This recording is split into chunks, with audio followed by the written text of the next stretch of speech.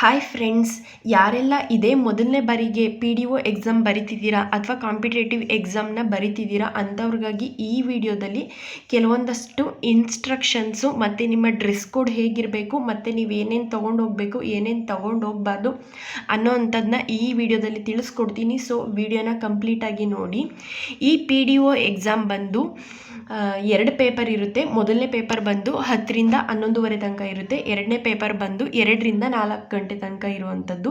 2 paper ಸಹ 100 ಮಾರ್ಕ್ಸ್ಗಿರುತ್ತೆ. ಇದರಲ್ಲಿ negative marks ಇರುತ್ತೆ. ನೀವೇನಾದರೂ 4 ತಪ್ಪಾದ ಉತ್ತರಗಳನ್ನ ಬರೆದ್ರೆ 1 ಮಾರ್ಕ್ಸ್ ಕಟ್ ಆಗುವಂಥದ್ದು. ಹಾಗೆ ಇಲ್ಲಿ ಕೆಲವೊಂದಷ್ಟು ನಾನು ಮೇನ್ ಇನ್ಸ್ಟ್ರಕ್ಷನ್ಸ್ನ ನಿಮಗೆ ತಿಳಿಸ್ತಾ ಹೋಗ್ತೀನಿ. ಇವಾಗ ಇಲ್ಲಿ ಮೊದಲನೇದಾಗಿ ನಿಮಗೆ ಎಕ್ಸಾಮು ಬೆಳಗ್ಗೆ 10 ಗಂಟೆಗಿರುತ್ತೆ, ಮಧ್ಯಾಹ್ನ 2 ಗಂಟೆಗಿರುತ್ತೆ. ಸೊ ಹಾಗಾಗಿ ನೀವು ಬೆಳಗ್ಗೆ 8 ಗಂಟೆ ಅಂದರೆ ಎಕ್ಸಾಮ್ಗೆ ಇನ್ನೂ 2 ಅವರ್ ಮುಂಚೆನೇ ಹೋಗಿ ಇರಬೇಕಾಗುತ್ತೆ. ಬೆಳಗ್ಗೆ 8 ಗಂಟೆ ಒಳಗಡೆ ಹಾಗೆ ಮಧ್ಯಾಹ್ನ 12 ಗಂಟೆ ಒಳಗಡೆ ನೀವು ಎಕ್ಸಾಮ್ ಸೆಂಟ್ರ್ ಹತ್ರ ಇರಬೇಕು. ಯಾಕೆಂದರೆ ಇವಾಗ ತುಂಬ ಟ್ರೈನ್ಗಳಾಗಲಿ ಬಸ್ಗಳಾಗಲಿ ಲೇಟ್ ಆಗೋ ಅಂಥದ್ದು ಮತ್ತು ಅಲ್ಲಿ ಎಲ್ಲ ಚೆಕಿಂಗ್ ಇರುತ್ತೆ. ಅದನ್ನೆಲ್ಲ ಕಂಪ್ಲೀಟ್ ಮಾಡೋದಕ್ಕೋಸ್ಕರ ನೀವು 2 ಅವರ್ ಮುಂಚೆನೇ ಹೋಗಬೇಕು ಅಂತ ತಿಳಿಸಿದ್ದಾರೆ ಇಲ್ಲಿ. ನೀವೇನಾದರೂ ಬೆಳಗ್ಗೆ 9:50 ನಂತರ ಮಧ್ಯಾಹ್ನ 1:50 ನಂತರ ಎಕ್ಸಾಮ್ ಹಾಲ್ ಹತ್ರ ಹೋದರೆ ಅಲೋ ಇರಲ್ಲ. ಹಾಗೆ ನೆಕ್ಸ್ಟು ಇಲ್ಲಿ ನೀವು ಎಕ್ಸಾಮ್ಗೆ ಹೋಗುವಾಗ ಅವ್ರಿಗೆ ಗುರುತೇ ಸಿಗದೆ ಇರೋ ಥರ ನೀವು ಡ್ರೆಸ್ಗಳನ್ನ ಹಾಕೊಂಡು ಹೋಗಬಾರ್ದು ಅಂತ ತಿಳಿಸಿದ್ದಾರೆ. ಆ ರೀತಿ ಏನಾದರೂ ನೀವು ಹೋದರೆ ಅಲ್ಲಿ ಅವರು ಚೆಕಿಂಗ್ ನಡೆಸಲಾಗುತ್ತೆ. ಹಾಗೆ ನೆಕ್ಸ್ಟು ಇಲ್ಲಿ ನೀವು ಹೆಲ್ಡ್ ಮೆಟಲ್ ಡಿಟೆಕ್ಟರ್ ಅಂದರೆ ಈಗ ಗೋಲ್ಡ್ ಅಥವಾ ಸಿಲ್ವರ್ ಅದೆಲ್ಲ ಚೆಕ್ ಮಾಡೋ ಅಂಥದ್ದು ಇರುತ್ತಲ್ಲ, ಅದರಲ್ಲೆಲ್ಲ ನಿಮ್ಮನ್ನ ಚೆಕಿಂಗ್ ಮಾಡಲಾಗುತ್ತೆ ಅಂತ ತಿಳಿಸಿದ್ದಾರೆ. ಹಾಗೆ ನೀವೇನಾದರೂ ಆ ಚೆಕಿಂಗ್ ಮಾಡಾದ ನಂತರ ಮತ್ತೆ ನೀವೇನಾದರೂ ವಾಶ್ರೂಮ್ ಅಥವಾ ಬೇರೆ ಎಲ್ಲಿಗಾದರೂ ಹೋಗಿ ಬಂದರೆ ಮತ್ತೆ ಅದರಲ್ಲಿ ಚೆಕ್ ಮಾಡಲಾಗುತ್ತೆ.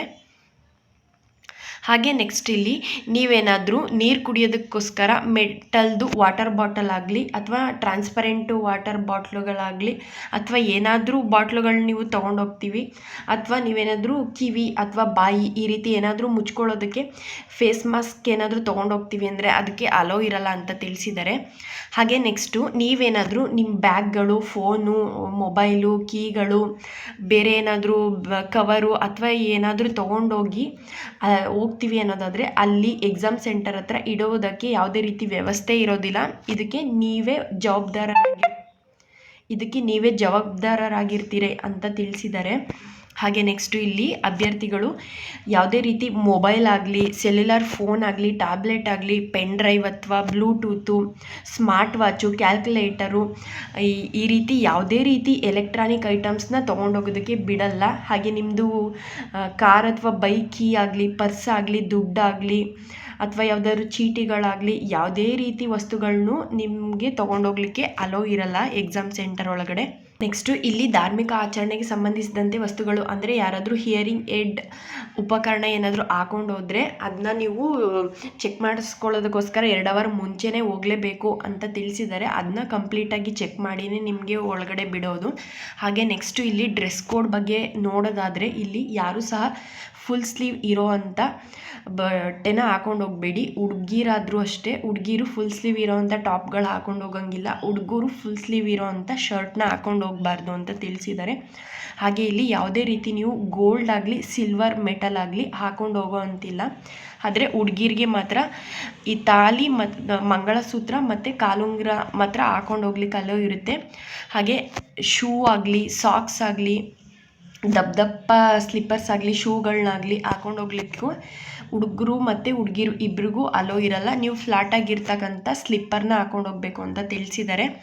ಹಾಗೆ ನೀವಿಲ್ಲಿ ಏನೇನು ತೊಗೊಂಡೋಗ್ಬೇಕು ಎಕ್ಸಾಮ್ ಸೆಂಟರ್ಗೆ ಅನ್ನೋದಾದರೆ ನೀವು ಮೇಯ್ನಾಗಿ ನಿಮ್ಮದು ಎಕ್ಸಾಮ್ದು ಹಾಲ್ ಟಿಕೆಟ್ನ ತೊಗೊಂಡೋಗ್ಬೇಕು. ಅದ್ರ ಜೊತೆಗೆ ನೀವು ಯಾವುದಾದ್ರೂ ಐಡೆಂಟಿ ಕಾರ್ಡು ಅಂದರೆ ಪಾಸ್ಪೋರ್ಟ್ ಆಗಲಿ, ಪಾನ್ ಕಾರ್ಡ್ ಆಗಲಿ, ವೋಟರ್ ID, ಗೌರ್ಮೆಂಟ್ ಕಡೆಯಿಂದ ಬಂದಿರತಕ್ಕಂಥ ಯಾವುದಾದ್ರೂ ಒಂದು ನೀವು ಡ್ರೈವಿಂಗ್ ಲೈಸೆನ್ಸ್ ಆಗಲಿ ಈ ರೀತಿ ಯಾವುದಾದ್ರೂ ಒಂದನ್ನು ನೀವು ತೊಗೊಂಡು ಹೋಗಲೇಬೇಕು. ಹಾಗೆ ಜೊತೆಗೆ ಪಾಸ್ಪೋರ್ಟ್ ಅಥವಾ ಸ್ಟ್ಯಾಂಪ್ ಸೈಜ್ದು 2 ಫೋಟೋನ ತೊಗೊಂಡು ಹೋಗಲೇಬೇಕು ಅಂತ ತಿಳಿಸಿದ್ದಾರೆ. ಅದು ಫೋಟೋಸು ನೀವು ರೀಸೆಂಟಾಗಿ ತೆಗ್ಸಿರೋದು ತೊಗೊಂಡೋಗ್ಬೇಕಾ ಅಥವಾ ಓಲ್ಡ್ ಅಲ್ಲಿ ನಾವು ಯಾವುದು ಅಪ್ಲೈ ಮಾಡುವಾಗ ಕೊಟ್ಟಿರ್ತೀವಿ ಅದನ್ನು ತೊಗೊಂಡೋಗ್ಬೇಕಾ ಅಂತ ಕೇಳೋದಾದರೆ ಯಾವುದಾದ್ರೂ ನಡೆಯುತ್ತೆ. ನೀವು ರೀಸೆಂಟು ತೆಗ್ಸಿರ್ತಕ್ಕಂಥ ಫೋಟೋನಾದರೂ ತೊಗೊಂಡೋಗ್ಬೋದು ಅಥವಾ ಅಪ್ಲೈ ಮಾಡುವಾಗ ಕೊಟ್ಟಿರ್ತೀರಲ್ಲ ಆ ಫೋಟೋ, ಎರಡರಲ್ಲಿ ಯಾವುದನ್ನಾದರೂ ತೊಗೊಂಡೋಗ್ಬೋದು ಅಂತ ತಿಳಿಸಿದ್ದಾರೆ. ಹಾಗೆ ಇಲ್ಲಿ ಹ್ಯಾಂಡಿಕ್ಯಾಪ್ಟ್ ಅಭ್ಯರ್ಥಿಗಳಿದ್ದರೆ ಅವರು ಸಹ ಪ್ರಮಾಣಪತ್ರ ಹ್ಯಾಂಡಿಕ್ಯಾಪ್ಟ್ ಸರ್ಟಿಫಿಕೇಟ್ನ ತೊಗೊಂಡೋಗ್ಬೇಕು. ಹಾಗೆ ನೆಕ್ಸ್ಟು ಇಲ್ಲಿ ನೀವು ಹಾಲ್ ಟಿಕೆಟ್ ಜೊತೆಗೆ ಯಾವುದಾದ್ರೂ ಒಂದು ವೋಟರ್ ಐ ಡಿನೂ ತೋರಿಸಿಲ್ಲ ಅಂದರೆ ನಿಮಗೆ ಯಾವುದೇ ಕಾರಣಕ್ಕೂ ಎಕ್ಸಾಮ್ ಸೆಂಟರ್ ಒಳಗಡೆ ಕೂರಿಸಲ್ಲ. ಅಥವಾ ನೀವೇನಾದರೂ ಜೆರಾಕ್ಸು ಅಥವಾ ಸ್ಕ್ಯಾನ್ ಮಾಡಿರ್ತಕ್ಕಂಥದ್ದು ಯಾವುದಾದ್ರೂ ಬರೀ ಪೇಪರ್ ಥರ ಇರೋವಂಥದ್ದು ಇದನ್ನು ತೋರಿಸಿದ್ರೂ ಸಹ ಒಳಗಡೆ ಬಿಡೋದಿಲ್ಲ. ಹಾಗೆ ಇಲ್ಲಿ ಇದೊಂದು ಮೇಯ್ನ್ ಪಾಯಿಂಟ್ ಅಂತಲೇ ಹೇಳ್ಬೋದು.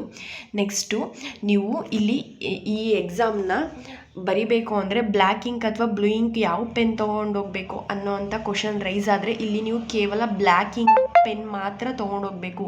ಕೇವಲ ನೀವು ಕಪ್ಪು ಬಣ್ಣದ ಬಾಲ್ ಪಾಯಿಂಟ್ ಪೆನ್ನನ್ನು ಮಾತ್ರ ಯೂಸ್ ಮಾಡಬೇಕು.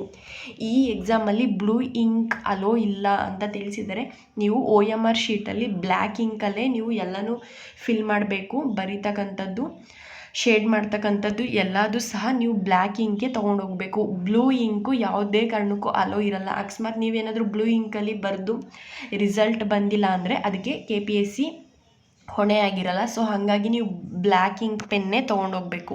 ಹಾಗೆ ನೆಕ್ಸ್ಟ್ ಇಲ್ಲಿ ಹಾಲ್ ಟಿಕೆಟ್ ಬಗ್ಗೆ ತಿಳಿಸಿದ್ದಾರೆ. ಹಾಲ್ ಟಿಕೆಟಲ್ಲಿ ನಿಮ್ಮದು ಫೋಟೋಸ್ ಎಲ್ಲ ಸರಿಯಾಗಿದೆಯಾ ಅಂತ ಚೆಕ್ ಮಾಡ್ಕೋಬೇಕು. ಹಾಗೆ 2 ಫೋಟೋ ತೊಗೊಂಡೋಗಿ ಒಂದು ಹಾಲ್ ಟಿಕೆಟ್ಗೆ ಅಂಟಿಸ್ಬೇಕು ಅಂತ ತಿಳಿಸಿದ್ದಾರೆ.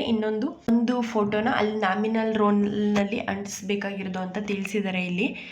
ಹಾಗೆ ನೆಕ್ಸ್ಟು ಅಲ್ಲಿ ಕೊಟ್ಟಿರ್ತಕ್ಕಂಥ ಎಲ್ಲ ಇನ್ಸ್ಟ್ರಕ್ಷನ್ನ ನೀವು ನೋಡ್ಕೊಳ್ಳಿ ಅಂತ ತಿಳಿಸಿದ್ದಾರೆ. ಹಾಗೆ ನೀವು ಯಾವುದಾದ್ರೂ ಪೆನ್ನನ್ನು ಚೇಂಜ್ ಮಾಡೋ ಅಂಥದ್ದಿದ್ರೆ ಅಲ್ಲಿ ಇರ್ತಕ್ಕಂಥ ಇನ್ವಿಗಿಲೇಟರ್ಸ್ಗೆ ತಿಳಿಸ್ಬಿಟ್ಟು ಆಮೇಲೆ ನೀವು ಪೆನ್ನನ್ನು ಚೇಂಜ್ ಮಾಡ್ಕೊಂಡು ಬರೀತಕ್ಕಂಥದ್ದು.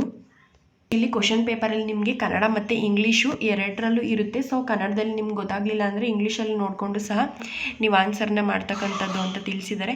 ಹಾಗೆ ಇಲ್ಲಿ 2 ಕ್ವಶನ್ ಪೇಪರ್ ಇರುತ್ತೆ. 2 ಪೇಪರ್ ಇರ್ತಕ್ಕಂಥದ್ದು 2 ಪೇಪರ್ ಸಹ 100 ಮಾರ್ಕ್ಸ್ ಇರುತ್ತೆ, ನೆಗೆಟಿವ್ ಮಾರ್ಕ್ಸ್ ಇರುತ್ತೆ ಅಂತ ತಿಳಿಸಿದ್ದಾರೆ.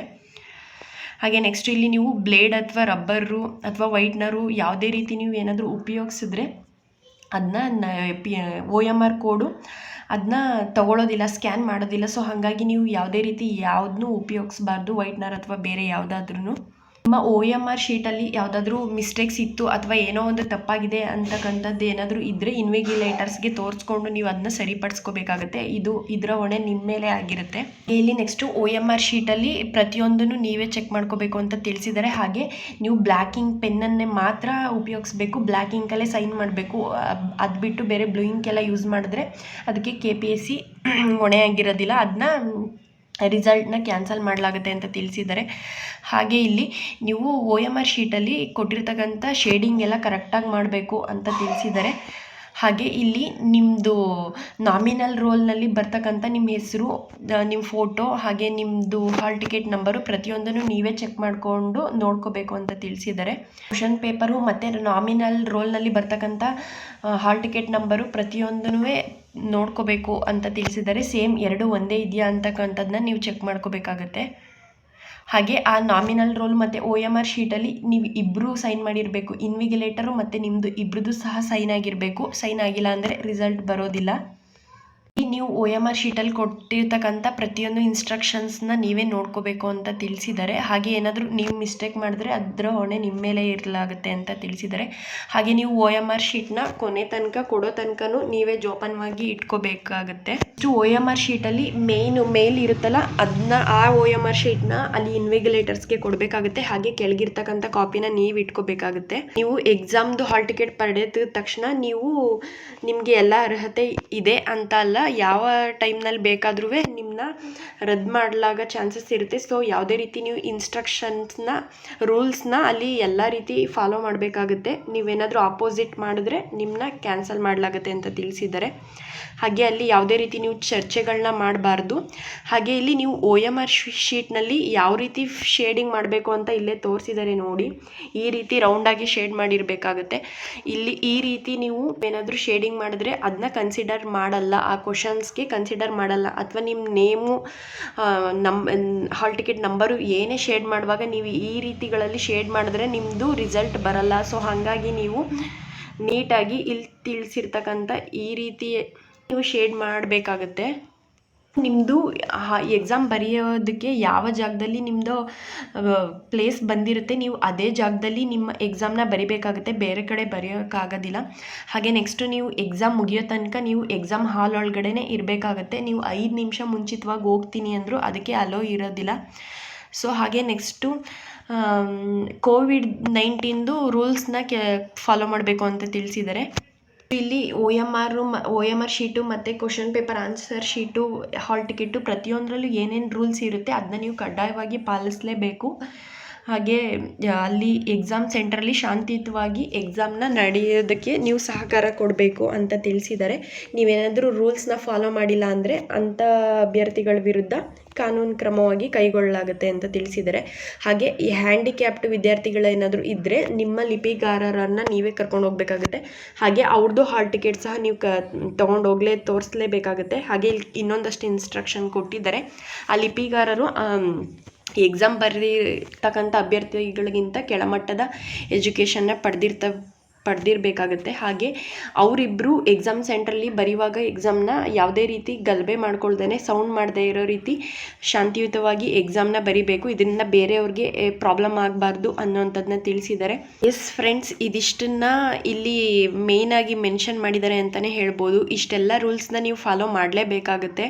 ಯಾರೂ ಸಹ ಗೊಂದಲಕ್ಕೆ ಒಳಗಾಗದೆ ಎಕ್ಸಾಮ್ ಸೆಂಟರ್ಗೆ ಹೋಗುವಾಗ ತುಂಬ ಬೇಗ ಹೋಗಿ, 2 ಅವರ್ ಮುಂಚೆನೇ ಹೋಗಿ. ಯಾಕೆ ಅಂದರೆ ಈಗಿನ ಬಸ್ಗಳು, ಟ್ರೈನ್ಗಳದ್ದು ಟೈಮಿಂಗ್ಸು ಒಂದೇ ಥರ ಇರಲ್ಲ, ಚೇಂಜ್ ಆಗಿರುತ್ತೆ, ಲೇಟ್ ಆಗೋ ಚಾನ್ಸಸ್ ಇರುತ್ತೆ. ಹೋಗಿ ಗಲಭೆ ಮಾಡಿಕೊಂಡು ಆ ಥರ ಮಾಡಿಕೊಂಡು ನಿಮ್ಮ ನೇಮ್ ಬರೆಯುವಾಗ ಅಥವಾ ನಂಬರ್ ಬರೆಯುವಾಗ, ಸಿಗ್ನೇಚರ್ ಮಾಡುವಾಗ ಯಾವುದಾದ್ರೂ ಒಂದು ರೀತಿ ನೀವು ಮಿಸ್ಟೇಕ್ ಮಾಡ್ತೀರಾ.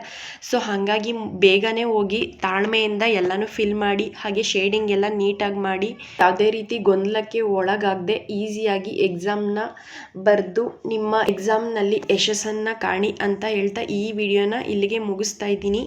ಈ ವಿಡಿಯೋ ನಿಮಗೆ ಯೂಸ್ ಆಯಿತು ಅಂದರೆ ಪ್ಲೀಸ್ ಒಂದೇ ಒಂದು ಲೈಕ್ ಮಾಡಿ. ಹಾಗೆ ಯಾರಿನ್ನೂ ನನ್ನ ಚಾನಲ್ಗೆ ಸಬ್ಸ್ಕ್ರೈಬ್ ಮಾಡದೆ ನೋಡ್ತಿದ್ದೀರಾ ಪ್ಲೀಸ್ ಸಬ್ಸ್ಕ್ರೈಬ್ ಮಾಡ್ಕೊಂಡು ನೋಡಿ.